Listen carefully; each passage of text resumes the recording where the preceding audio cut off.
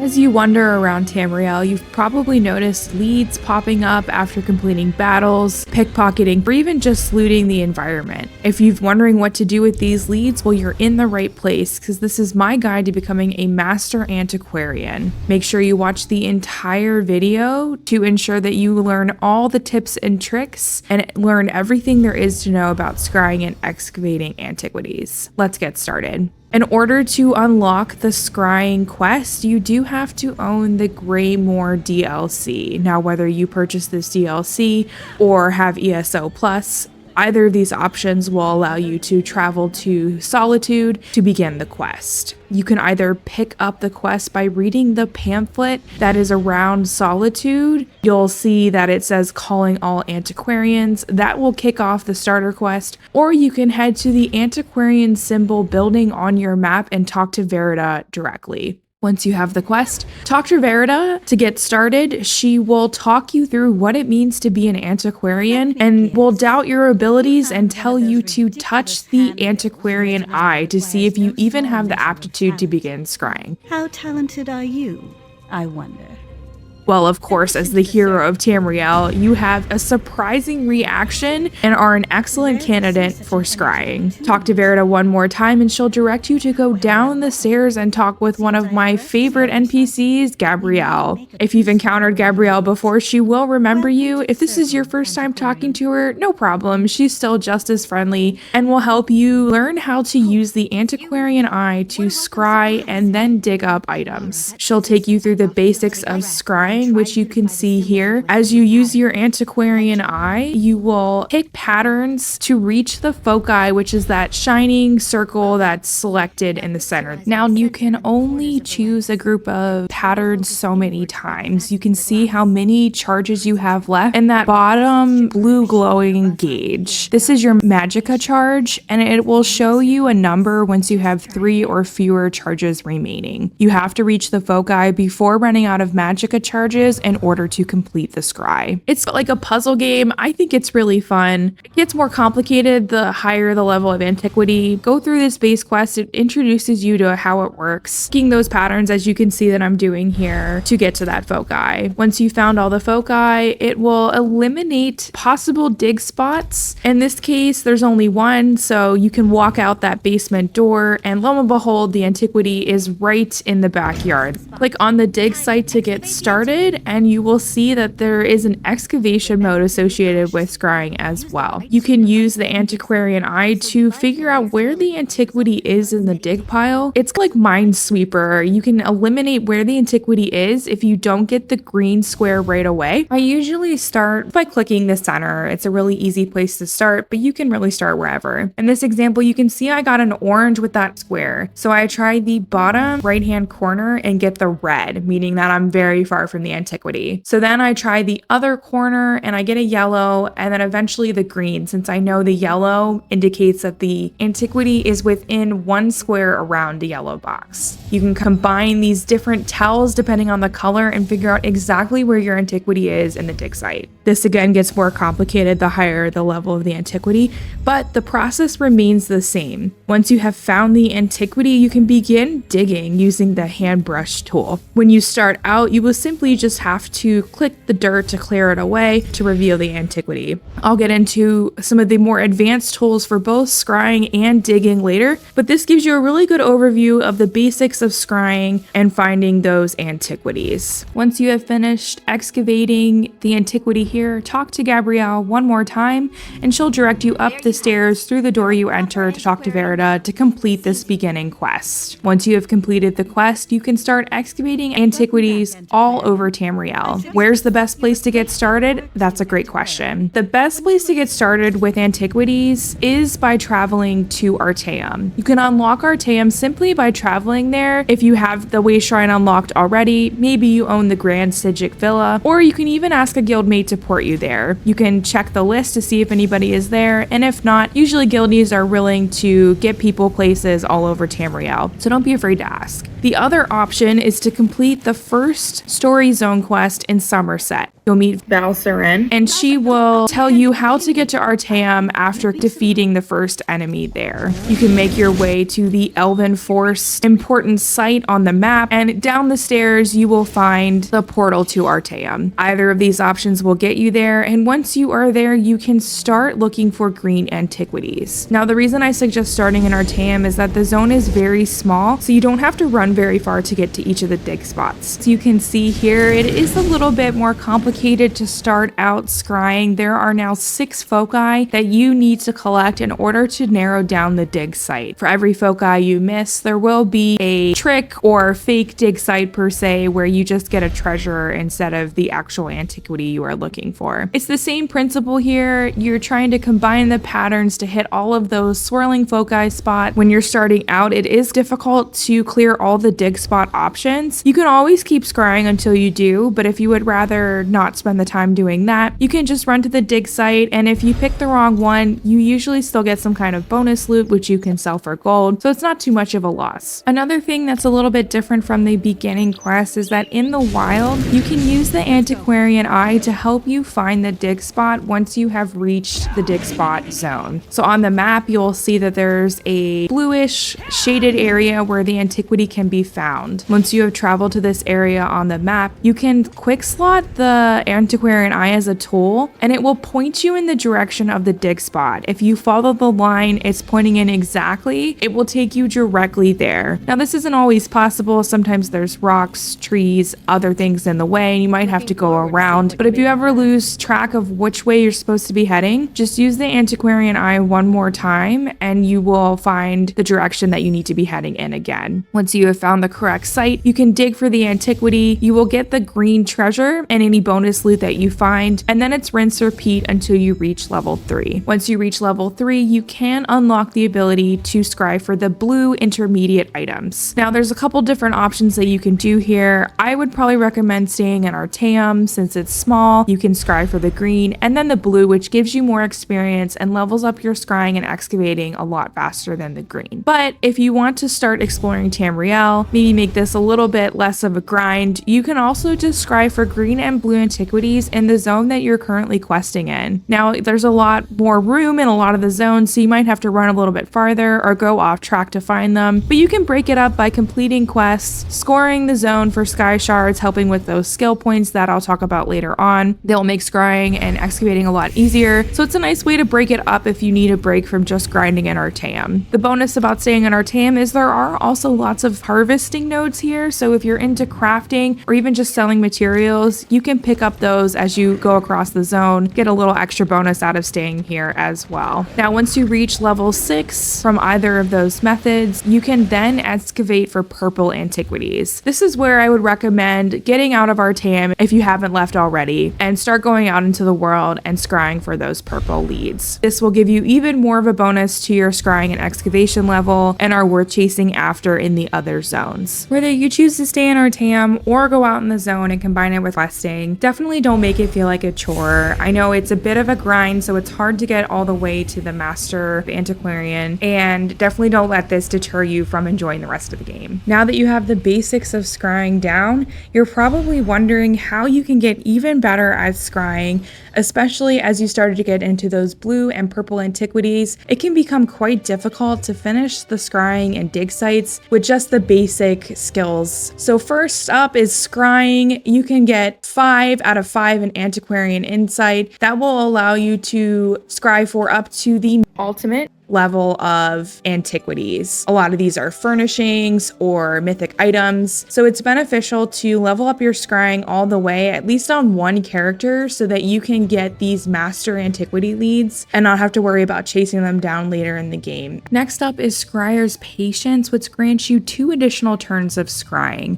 This is really helpful if you feel that you are running out of time to get those last couple of foci in, so that you have some extra turns to get there. Coalescence is a really really cool tool that will give you a hexagonal cluster instead of just one pattern to choose from. So you get a bigger group of patterns together, allowing you to reach foci even faster. Future Focus will give you more magicka charges. You use magicka charges to use the tools like Coalesce, Dilation, and Farsight. So the more magicka charges you have, the more times you can use these tools to help you get those foci. Dilation will give you the ability to pick patterns and highlight all of that pattern that is touching the area you have already selected. So this gives you the ability to widen the area depending on what patterns are touching. The Farsight tool will give you the ability to scry in a direct line towards a foci. This is really helpful if you're maybe not having any luck with the patterns, they're all different. You can simply extend the line to reach it, making it again easier to find those foci. Last but not least is the preemptive power. This starts you off with a couple of facets already picked at the bottom so that you're a lot closer to that beginning foci, and it just gives you a little bit of a bonus there. Let's dig a little bit deeper into each of these tools and how you can upgrade them. One thing to note is that you do need skill points in each of these passives in order to unlock the tool as well as their next upgrade. Up first is the Coalescence tool, which I think is my favorite tool out of all of them. On the first unlock, you can get a hexagonal shape that will change everything to the pattern that you have selected in the center. So this is really helpful. It gives you a lot more ground to cover in terms of getting to the foci. And if you upgrade it with one more point, it becomes a snowflake-like shape. This makes it really easy to even get the Master Antiquity scried in one go. I use it the most. I think it's my favorite out of all of them, but the other tools have their uses as well. So the next one is Dilation. On the first skill point unlock, the Dilation tool will allow you to unlock any of that pattern that is currently touching the space that you have selected already. So as you can see here, I'm scrolling around to the different patterns and you can see them light up if they are touching the area that I have already scribed. If you unlock the next level of this tool, it will add any adjacent patterns as well.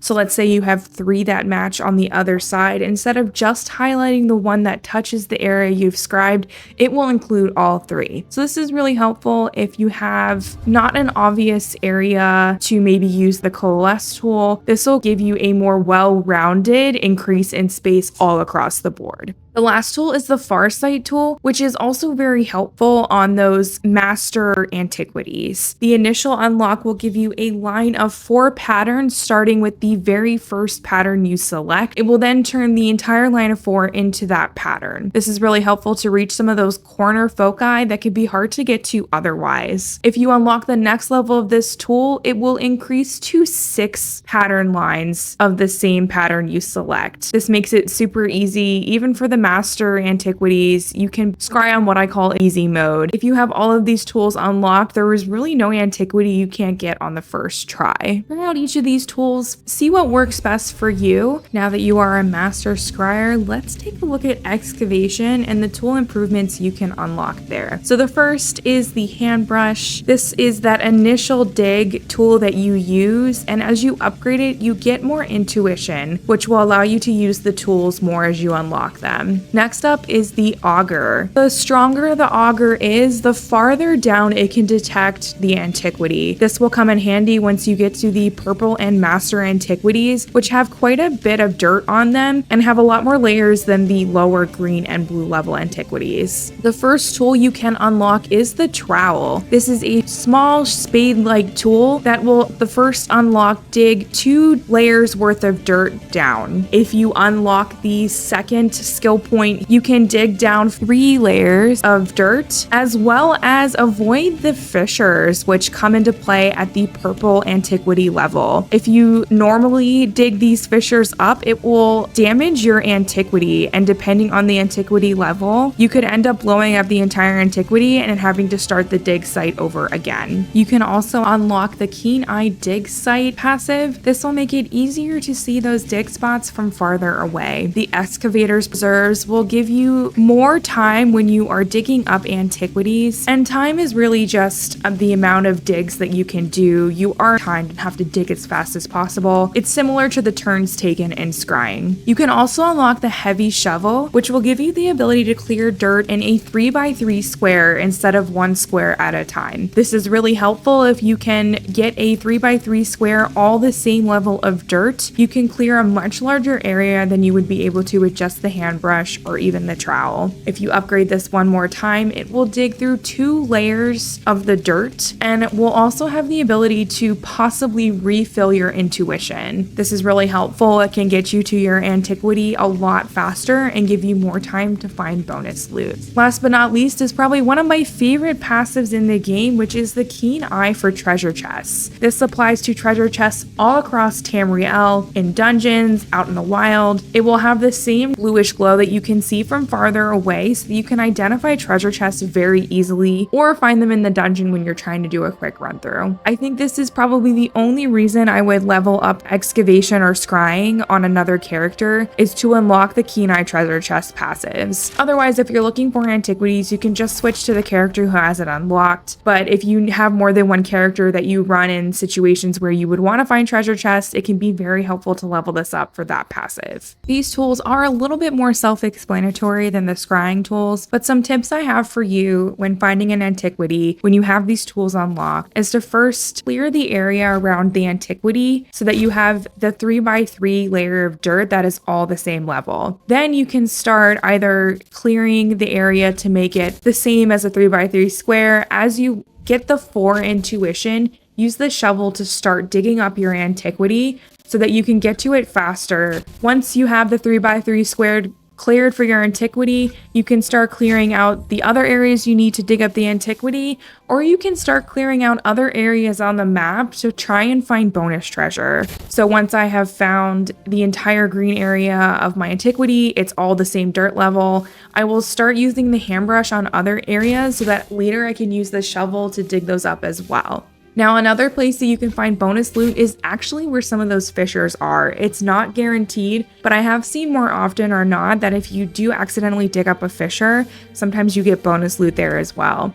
That's where the trowel can come in handy. You can use this option instead of the shovel if you want to check some of the fissures for bonus loot. Only do this if you have the second skill point in the trowel, otherwise it will not protect your antiquity and you could damage it to the point of having to find the dig spot again. Just like with scrying though, if you do end up damaging your antiquity, you can simply search for it again using your Antiquarian eye and find a new dig spot located in the same blue area and start again. So there's really no final damage or anything like that if you blow up the antiquity. It just takes a little bit more time since you have to go find the new dig spot and dig it up. Now that you are a Master Antiquarian and can scry for any of the antiquities in Tamriel, there are just a few more tips I want to share with you so you can be the best of the best. As you start digging up antiquities, you will probably notice that they get sent back to the Antiquarian Circle for examination. They will tell you some interesting lore about the object, which you can see if you come to the Codex.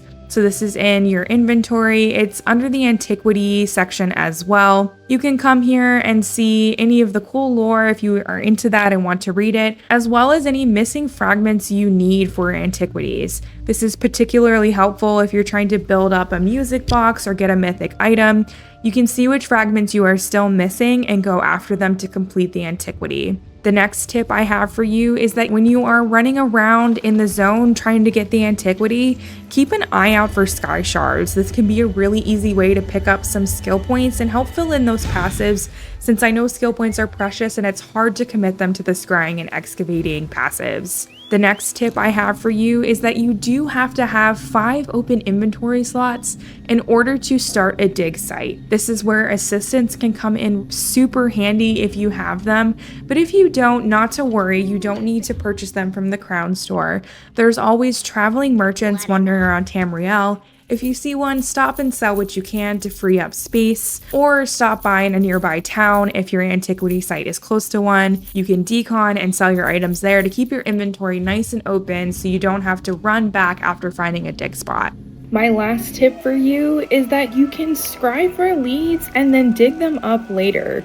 You can do this for up to 5 antiquities at a time, and it's really helpful if you don't want to lose a lead. Maybe it's expiring since they only last around 30 days. And so you can use this trick to quickly scry for an item and then dig it up whenever you have more time. You can see these antiquities are marked as in progress, and they will be at the top of your list so that you can easily find them when you're ready to dig. That's all I have for you this time. I hope you enjoyed becoming a Master Antiquarian. If I missed something or you have anything else you'd like to add, please let me know in the comments. I love hearing from you guys. I'm always learning something new, so please let me know below. If this video helped you even a little bit, you can help me by subscribing to the channel and liking my video. Thanks so much, and I can't wait to see you in the next one.